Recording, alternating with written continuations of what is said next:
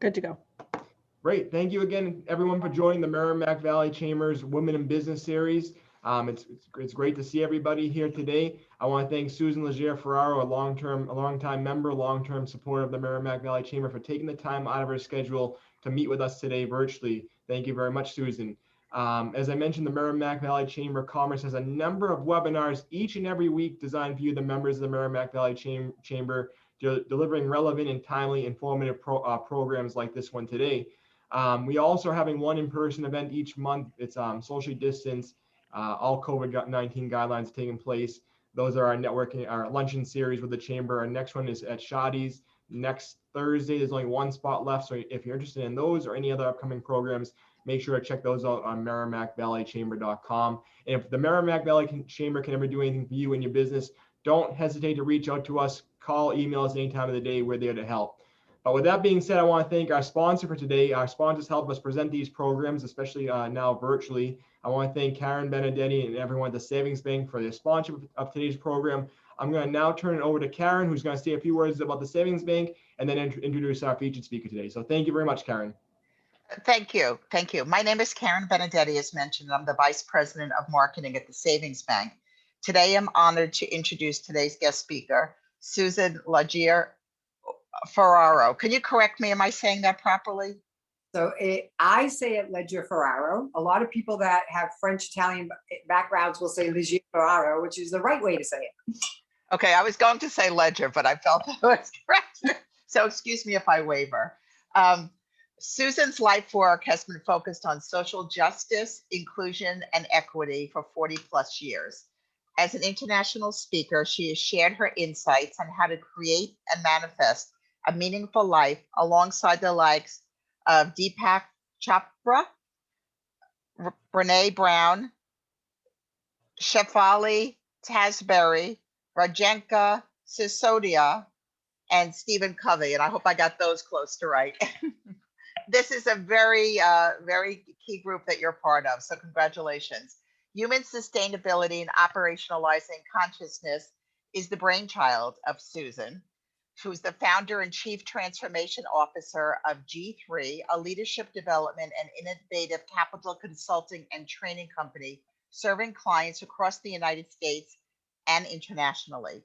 Susan's leadership created the first educational B Corp in the greater Boston area. Imagine that was the name, receiving the following awards: 2015 overall B impact score of 163.5, Best of Customers 2016 through 2019, Best for Community 2016 to 2019, and Best for Overall, again, 2016 to 2019. Susan is a dynamic social entrepreneur with an unparalleled record of success. She is a conscious leadership and learning and development expert with an expertise in strategic execution and innovative capital solutions. Susan has established thriving transformational organizations across a range of industries. Through her innovative ideas and practices, Susan positively impacts the lives of countless humans and changes the landscape of organizations around the globe. Susan launched her first business as a teenager, which she managed for over 15 years before executing a multi-million-dollar exit. Since that time, she has received numerous accolades for her work and accomplishments, including the U.S. Small Business Administration's Massachusetts Woman in Business Champion Award, which she received for increasing opportunities for women in business, Greater Boston Chamber of Commerce Business of the Year Award, Boston Women's Fund Women of Action Award, Enterprise Bank Entrepreneur of the Year Award, and there's a lot more, Top 100 Women-Led Businesses in Massachusetts, National Top 100 Diversity-Owned Businesses, the Athena Leadership Award from Athena International, Beacon for Homeless Families Awards from Compass for Homeless Families, Massachusetts School Committee Partners in Education Award, ICIC Icons of Industry Award, the Chevron Community Service Award, and a little more. Susan has been named a Boston Channel 5 education expert and WGBH Business Development Partner.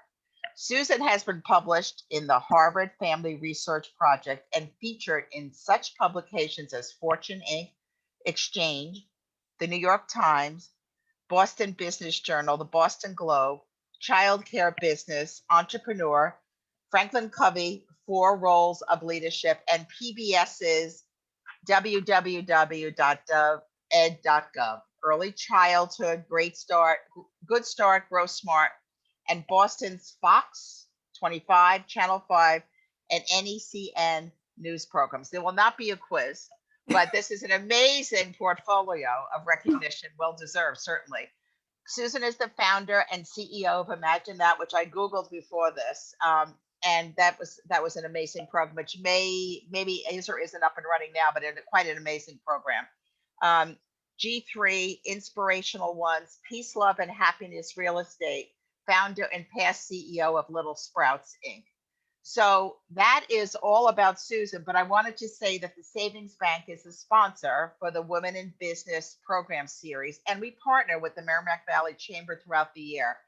In addition to offering community banking, we at the Savings Bank, we're a big supporter of programs that enhance local communities throughout the state. We are giving in a number of areas, from education to mirror some of the stuff we've spoken about today, to food, to a lot of the stuff that meet basic needs, financial education. So we have kind of also have a wide portfolio of what we support. But with that, I would like to welcome Susan today to speak with you. Thank you. Thank you, Karen, so much. And for sure, you know, I saw one person left during that bio, so we'll need to cut that down a little bit, but I hope I live into it. I sometimes you forget all you've done when you've been doing it for so long. So thank you to the Chamber, both Michael and Rayanne, for inviting me here today. And Karen, thank you for the work that the Savings Bank does in sponsoring these opportunities. It is hugely important, and public-private partnerships are, you know, what we believe is going to be one of the biggest solutions for businesses to get out of this current economy. So thank you for the work that you all do and for being here today and supporting the Chamber. Really excited to have a couple of people on my team here. Kate Ritchie is with me, who is one of our master facilitators and an amazing team member, and will be taking on tech, which is not my gift in this world. So take it away, Kate. Hey, everybody. I'm just going to share my screen real quick. Great. Thanks, Kate. As you heard Karen share, I have started a few businesses, and the most current one is G3 Consulting Group, soon to be G3 Transformation. So we are changing the name to reflect more of the work that we do. Next slide, Kate. So this is a photo of Susan back in 1980 at Rangerland Preschool in Methuen High. And the significance of this particular photo, as we discussed today, opportunities to access innovative capital to invest in your employees, is that in my junior and senior year at Methuen High, I had the great opportunity to be part of the internship program. And that internship program allowed me to do just that. I was able to go work in both KinderCare, which was a Methuen Early Childhood Center, and then the Oakland Avenue School kindergarten. So I interned for 1 year in each of these programs. And I did not take the traditional route to go to college and get a degree. I started working literally in the October of 1982 when I graduated Methuen High in June of 1982. So 12 weeks later, I opened up my first business. And had I not had those 2 years of opportunities to intern in an industry that I realized that I really loved, I might not have been able to create the impact that we now know to be the story of Little Sprouts, that also was started in Methuen during this time. Next slide, Kate.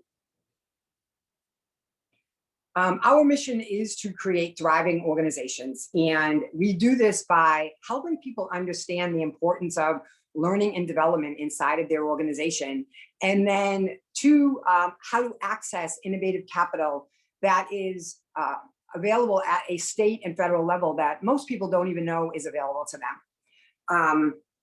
Part of the work that we've been doing during the pandemic has been in collaboration with Senator DeZoglio, who is a champion for small business, and really getting into conversations with her and her team about how to help her constituents in the greater Merrimack Valley access these funds. And that since 1998, the funds we'll get into in a bit have been available to businesses to train and develop their people.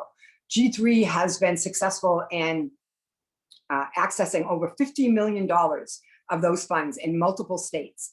The great thing about these funds is that you don't have to claim them as revenue, you don't pay taxes on them, and you don't have to pay them back. And so we will shift into sharing how to access one of the best kept secrets in this state. Next slide, Kate. So what we do specifically at G3 is a couple of things. We use the term training and development, but what I will tell you is that we actually don't believe in training. We tell people that training doesn't work. And we know this because science and research actually tells us that. It is the practice of a new competency or skill that actually creates results and impact. And what we tend to do sometimes as leaders is we confuse that. If I go to a training or I send my people to a training, they are going to be able to take this new skill and implement it. When in fact, what we know about adult learning is that that actually doesn't happen. Most adults need, on average, between 9 and 13 repetitions of learning for a new competency and skill to arise and stick. So that is part of the work that we offer people, is to understand really how their work environment actually is going to have long-term impact and change. Part B of what we do is we help companies access innovative capital. We help people design their organizational development plans. How do we think about, in an intentional way, instead of just isolated trainings, scaffolding learning so that the capacities are building on top of each other? That is what really creates transformational change. And so we've created this integration of the learning and development and the accessing funds that we have been able to roll out internationally. For the last 10 years, I've spent most of my career outside the Merrimack Valley working in New York and models of social justice and social innovation in the UK. I've been working in New York. I moved there for a few years. We're watching these trends in an international, global way. And so our model is based off of many different sciences and backgrounds. I spent a lot of my career working with Stephen Covey and Deepak Chopra, 7 Habits of Highly Effective People, as well as Deepak wrote the 7 Spiritual Laws. And I've basically taken the business world and the consciousness world and integrated them. Next slide, Kate. So what we look at as far as determining innovative capital in the state of Massachusetts, they have a couple of products that they offer. These funds come through the Department of Labor, through Commonwealth Corporation, and they are named under workforce development grants or workforce training grants and apprenticeship grants. Both of these funds are directly accessed by the employer to train and develop their people. Now, what most people don't realize is in 1998, actually when Mitt Romney was the governor at the time, he started drawing down on the federal opportunity for the Department of Labor to take 0.06% of the of your as a business owner unemployment insurance and put it into this fund called workforce training and workforce development, actually. And this is actually available in every state. These funds in Massachusetts account for anywhere from $40 to $60 million a year in training funds. And what we tell people is that you are either going after these funds and training your people, or your competitor is going after these funds and training their people. Since 1998, I have drawn down on these funds for my businesses every single year. In Massachusetts, you can access up to $250,000 a year to invest in your people. Now, you heard Karen talk a little bit about, when I decided to expand and grow Little Sprouts. when I did that, I had been running Little Sprouts for 30 years. I started in 1982, and in 2005, I decided to go out and get VC money. When I found the right venture capital firm to work with, I still owned 100% of my equity, which is highly unusual in a business model. Most of the time when people get ready to launch, they've given away a significant portion of their equity. I used these funds for 10 years to grow my company so that I did not have to take on other capital. So as you think about growth and repairing and restoring your company back after COVID, it is one of the most practical ways that you can do that. The apprenticeship grants are exactly that. They fund apprenticeship models inside of innovative business opportunities. So what the feds realized 2 years ago was they were getting really high success in the plumbing, electrical, places where tradesmen typically have apprenticeship models because they were long-term learning plans for people to succeed. And that's what they realized that we were not doing inside of our organizations in private and public companies. We were not building learning models for people to grow into and be able to elevate their own careers. And so they started funding these apprenticeship grants to go after and actually design and implement apprenticeship career lattices for your employees and get that funded too. Right now in the state of Massachusetts, they are allowing us to go after both of these pools of fund at the same time. So you can draw down on workforce development funds up to $250,000 a year and apprenticeship funds up to $100,000 a year in tandem. Next slide. These are some of the industries that our company has worked with. We share this so that you understand one, kind of the breadth of our work, but also often we get questioned, well, can these apprenticeship funds apply to me? Can these workforce development grant funds apply to me? And the answer is yes. We have used them in our models everywhere in all of the different categories you can see: manufacturing, real estate, education, alternative energy, and that's only a segment of the list. Next slide, Kate.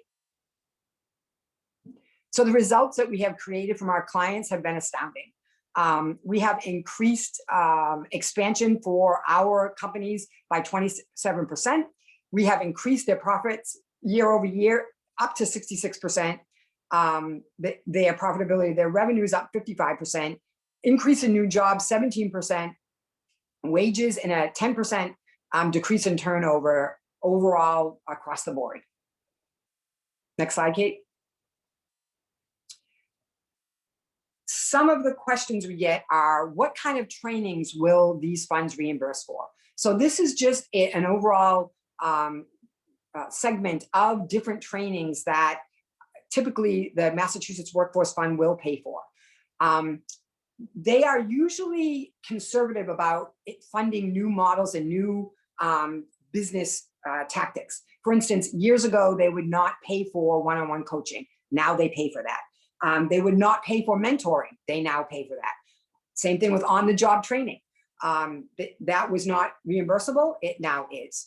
And so as you think about the needs of your company, a traditional training model where you're doing online or in-person training is just one very small aspect of that. The other support systems of learning and development, the one-on-one, the coaching, the mentoring, the ability to create employee-led circles, all of that is reimbursable to your company. Next slide, Kate. This is part of our training and development model. This is actually a picture of us doing in-person training at the Chopra Center a few years ago. On average, our groups range from 15 to 50 employees. In our online, we try to keep it around 15, and we will go as high as 25. These are some of the trainings that we offer. Next slide, Kate. So let's switch to eligibility. Again, a number one question, is my company eligible? This is the requirement. And this is true actually in every state across the country. So if you are a multinational, this applies in every single one of your states. You need a minimum of 1 employee to draw down on these funds. You have to be able to get a certificate of good standing in your state, which essentially says that you are up to date on all of your state and federal taxes. And if you are not up to date, they will help you create a plan to get up to date and receive that certificate of good standing. You could be a nonprofit or a for-profit to access these funds. However, you have to be paying into Massachusetts state unemployment insurance. A very small percentage, about 3% of nonprofits choose to self-insure. And so you would just have to verify that your company pays directly into unemployment.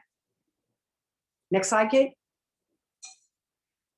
The way our process works, and I won't get too far into this, what I will tell you that during COVID, we teamed up with Senator DiZoglio and decided that the best way that we could offer and be in service to our community was to offer free grant writing services and help companies access these funds.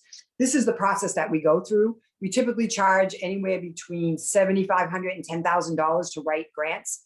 $7,500 is for a nonprofit, $10,000 is for a for-profit. And what we did was we offered 10 businesses the opportunity to apply for a scholarship and not pay those fees, and we help them access the funds. And so in total, we accessed over $500,000 for 10 different companies to train over 250 people in the last 6 months. So if that is something that is of interest to you, we can speak to you a little bit more about that.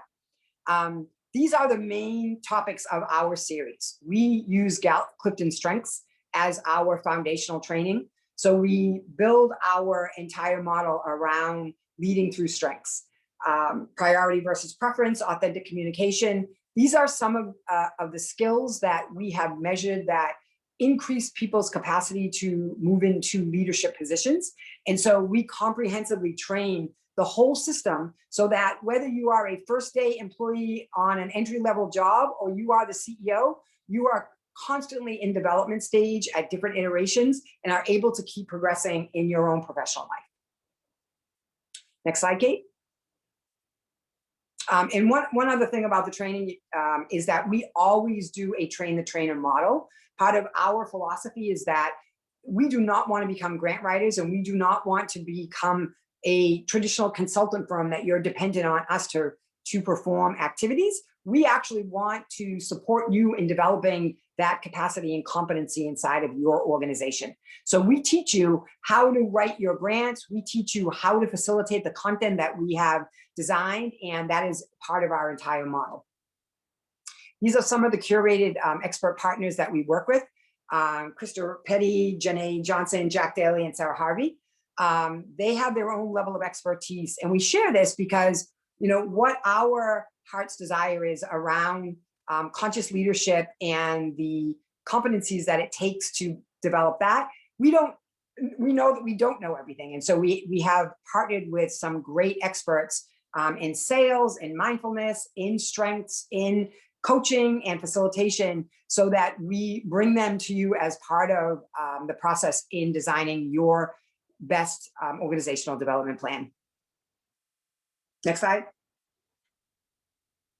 So for more information, this is our contact email that you can reach out to us. So thank you for giving me time to share with you an opportunity that as business leaders you can draw down on. One other piece that I will share that I was just speaking with Michael about is the interesting opportunity as well in Massachusetts is they allow you to do what they call a consortium grant, which is multiple businesses coming together so that they can maximize the amount of revenue that they obtain under this fund. They allow one business or one organization to be the lead in that application. And so what they have done is funded organizations that have membership models such as a chamber to be the lead applicant, and for maybe some of their small businesses that maybe only have a couple of employees and don't want to take on, paying that amount or can't afford paying that amount for to design a grant. But if you bring a bunch of micro businesses and small businesses together, whether or not they're in the same industry or not, if they are going after the same types of training, managerial skills, communication, maybe they all want to be trained on sales and marketing, maybe they have a desire to get trained on Salesforce, right? Those kinds of business strategies, you can bring any type of business industry together. They don't even have to be from the same industry vertical.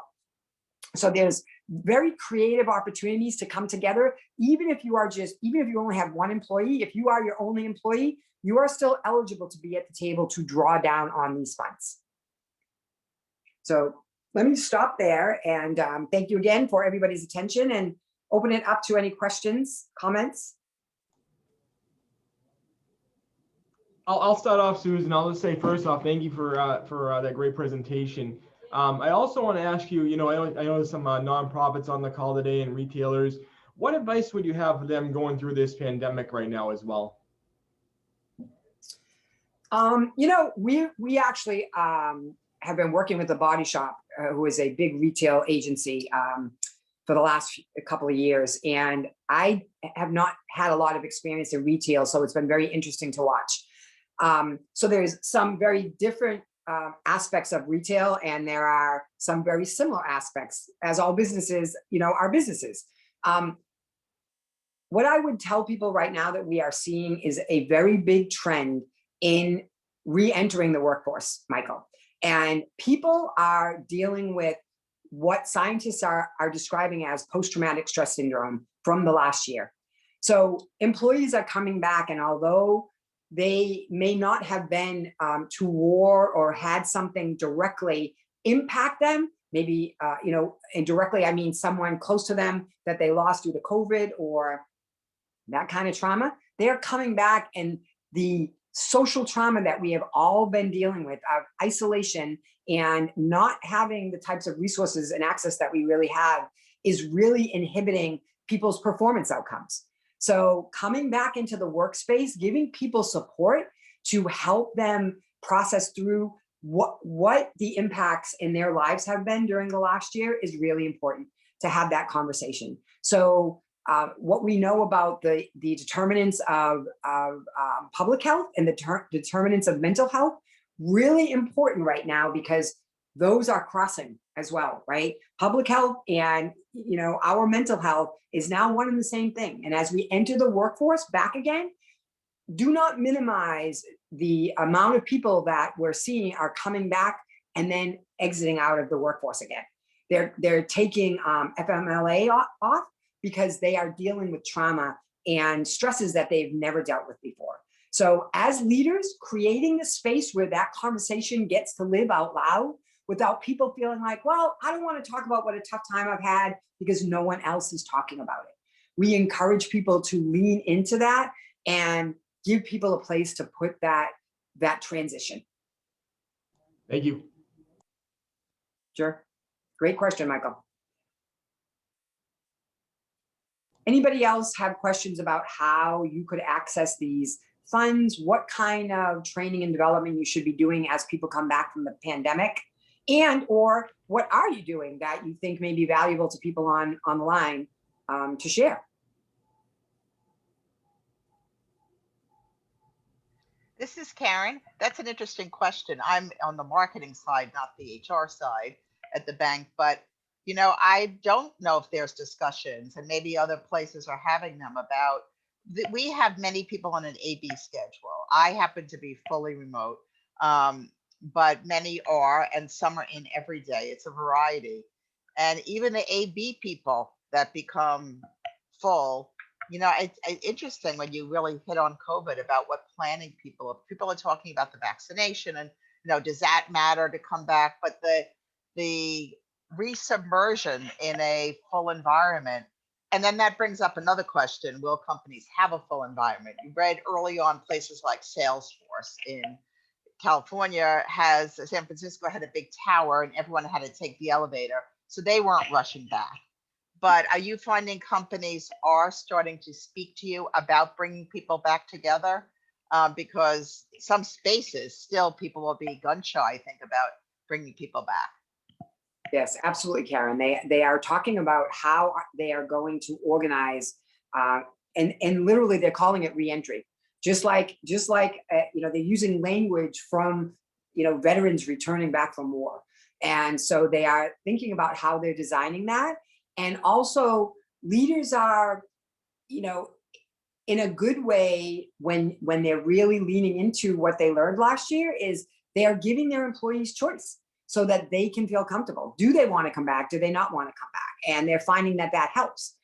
Some companies don't have that luxury, and they have to require, because they are hands-on, their employees to come back in that way. And what they're seeing is that when they're not supporting them, their retention is abominable compared to the year over year. Even with the unstable job market out there, people are leaving the jobs, going back on unemployment, and the stress of being exposed, right? Because what we're asking them is to go back into a work environment where they're going to be exposed is too much for them to handle. And the incidences of mental health issues right now, and divorce rates, and what they are diagnosing as deaths of despair. So addiction, suicide, and overdosing right now is up 47% year over year. And specifically in the young adult environment, 16 to 26, they are seeing it exacerbated. So it's a real thing. And in general, corporations are not talking about something that they would consider maybe personal issues, or, yeah, we don't talk about that at work. What they're starting to realize, if we don't choose to talk about this at work, our employees are going to be dealing with such stress that they are not going to be able to manage it, and they're leaving. And that is exactly what's happening.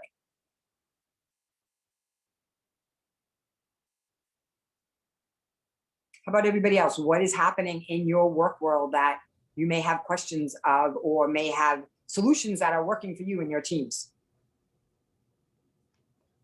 Susan, I have another question for you as well, while everyone else is thinking about a potential question. One thing I've been seeing from our members, I'm very proud of them, is that they've all been very innovative about how different ways to get around, the problems we're all facing right now with COVID, and the limitations it's put on some businesses. What do you have to say to some of our member businesses about being innovative and staying on top of that going forward? Yeah, absolutely. Well, as always, Michael, that's why we call it innovative capital, actually, is because it actually fuels your innovation. We supported a lot of companies in submitting for PPP, because I know there's another round out there right now. A lot of companies were struggling. How do they best position themselves so they are able to convert that funding to a grant and not a loan that they have to pay back? And they were really struggling, because the same as in our business, we actually were not hiring back all our employees. So our ability to meet what was first the 75% cap on having to put those PPP funds towards employee salaries, then they reduced it to 60% of the funding had to go through to employee salaries. So we have been helping companies figure out how to do that, so that funding can be converted into a grant as opposed to debt. The other innovative practices that we're seeing people really lean into is take the time to be developing capacity inside of their teams. They're using the downtime to help level people up, and looking for online courses that they can offer them to be doing. They're also using it to think through systems that have been inside of the organization. And the one that we work with most is the hiring system. Most people's hiring systems are very much archaic and are based on what we would consider a judgmental perspective lens as opposed to an inclusive lens. And so one of my colleagues is on the phone, Mike Brady, who was the former CEO of Grayson Bakery in Yonkers, a B corporation that created an inclusive hiring model that Mike actually founded the nonprofit foundation called the Grayson Foundation. And they work with the formerly incarcerated to help develop them and give them jobs. And they have retooled the entire hiring process to be able to bring in populations that may not even have a shot. And so that kind of innovation, taking the time to build those practices, both looking at the diversity and inclusion landscape that's out there now, is a great use of time right now. Thank you. Does anyone else have any questions for Susan? So Cheryl here, I have a quick question. This isn't about myself, but I do have a 25-year-old son who graduated from college last May, looking for a job, obviously 100% virtual through that whole process. found a position, a starter position, continued to look at new jobs because he wasn't crazy about it, but he's working remote. He's never really had that work atmosphere. You know, I have some worries about him going, you know, at some point in the near future to a large corporation, and you know what that whole thing is going to look like. I don't know, just your thoughts on that, and anything that, you know, we as parents can do to, you know, support all of that. Right. Yeah, great question. And really valuable that you have identified that your balance in your work life, it is also connected to your home life, right? You know, we have this way of being in society where for many years, and in my generation and my parents' generation, separating my professional life and my personal life was what we did, right? Well, that doesn't happen anymore, right? We have learned that we are one indivisible humanity, and what we're doing there, it flows and back and forth. So when we look at young adults, you know, one of the models we're actually creating in METHUEN right now is the METHUEN Youth and Community Center. And Senator DeZoglio, that was one of her projects, and it was because of her awareness that growing up in this community without a place to go, without a place that was helping to mentor her into college, into a career, it was tough. And, you know, the challenges that were faced as a result of it. So we are developing models to help youth move into either school to career or school to college, and that they will have internships for both of those. When we think about, you know, this unnatural state that we are all going to be in and develop a new state for youth, just what you just did is going to help your son understand, which is, you know, being aware. Emotional intelligence is about how do I get my own needs met and meet the needs of someone else, right? So within that context, you get to look at, you know, continuing to reaffirm with him, again, 9 to 13 touch points of a repetition, right? That, you know, this is not like natural. And, you know, are you getting prepared that when you get into the workforce, what do you think it's going to be like working in an office? Like, get him to start thinking about it and just imagining it, and getting him to think about, to start listening for it. What are my other friends and peers that are working in offices? What are they dealing with that I'm not dealing with? So getting him to what we think is one of the highest competencies in emotional intelligence is perspective taking. His ability to take perspective on what's currently happening to him is going to help him lean into it in the future. Great. Yep. Thank you. Yeah, great question. And Mike Brady, I see that you're on the phone. I'd love to give you an opportunity to talk about inclusive hiring and share just your perspective on the model, since we've been doing so much work together. I did take myself off of mute to kind of frame a question along those lines, Susan, because the topic of returning to work and COVID-19 came up, and I think you addressed it well, and the dollars available for it. The piece that we've been working on that I'm passionate about is also the anti-racism aspect, and how do we recover to a new normal? And so the work that Susan and I do is to align with other leaders that are thinking, you know, proactively about ways to bring inclusion into the business. A lot of it through hiring, but other models. But what Susan is also brilliant in is that there are state funds available to do this work. So we are certainly advocates that every organization needs to be looking at how to be more active and proactive in their anti-racism journey. But we're not doing it at the sake of a cost to the business. With the way you can implement these social justice strategies in your organization now, they actually bring value. And then Susan's able to identify grants so that there isn't an immediately outflow of cash either. So Susan, if you want to talk to any of it through that kind of aspect, I think it's a really good work that you've been doing, and everybody, in my opinion, our opinion, needs to have some kind of strategy in this space as we get back to work. Yeah. Thank you, Mike. And for sure, as we think about, you know, a BAR, anti-bias, anti-racism, or the equity, diversity, inclusion, that whole aspect of the social justice work that we have been involved in, accessing the funds to fund that work is a critical component of how are we creating psychologically safe environments for people to re-enter into. Google has identified in their project at work, Project Aristotle, that psychological safety is one of the most important things that you create in an environment. So when we lean into this inclusion and anti-bias, anti-racism, and equity conversations that we're having, it is really a great way for team members to lean into helping leadership create these models inside of their organization. So part of the work that Kate, Mike, and myself do is working with, right now, our client that we're working with full-time is The Body Shop. And they are a global model, and we are getting ready to launch an inclusive hiring model for them in Australia, the UK, the US, and Canada in the fall of this year. And so they are looking at it as not only a really good people strategy, but it is a great financial strategy. How do we access these funds so that we are actually improving our performance results? And that's what we know to be true.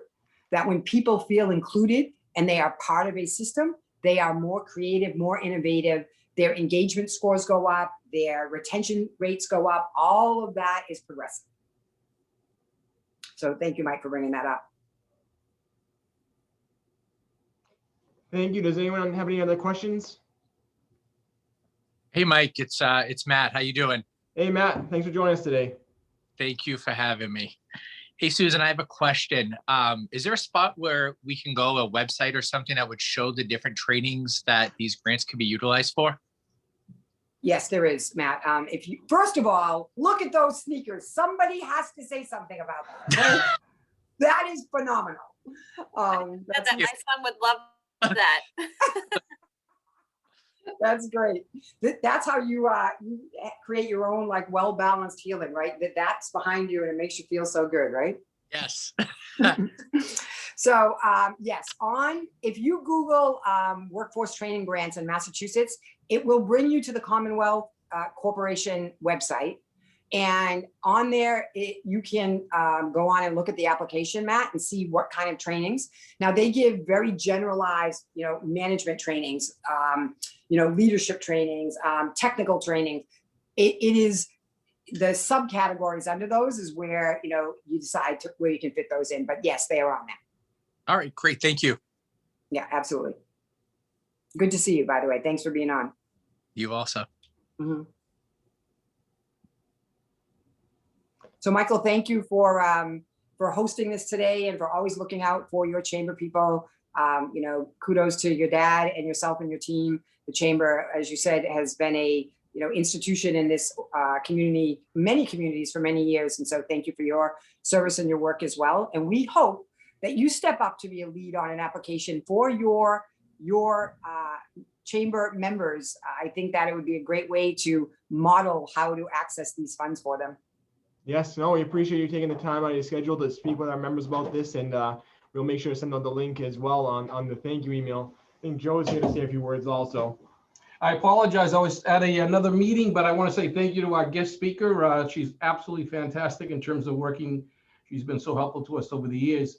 And I want to say thank you to all the people that are on the Zoom call. We do hope that we're back in business in person very, very shortly once the vaccines have been administered and some of the restrictions have been lifted. We look forward to getting together once again. And if there's any way the chamber can help you in terms of working together with you as you develop your own business, as you look to climb that career ladder, as you look to branch out, whatever it is, please don't hesitate to contact us, because we think we have the best women business assistance program, mentoring program anywhere. And we look forward to continued participation and continued assistance. And again, I want to say thank you once again to Susan and wish her well. I'm sure you have been overwhelmed with all the achievements that she's brought forward, and we look forward to working with each and every one of you. So Michael won't give me a chair, so I have to get back up. But thank you all and have a great day. And the sun is out, spring is on its way. It is. Thank you, Joe. Perfect. Thank you again, everyone. Thank you to the Savings Bank, and thank you to Susan for joining us today. Thanks, Michael. Take care. Have a great day. Thanks.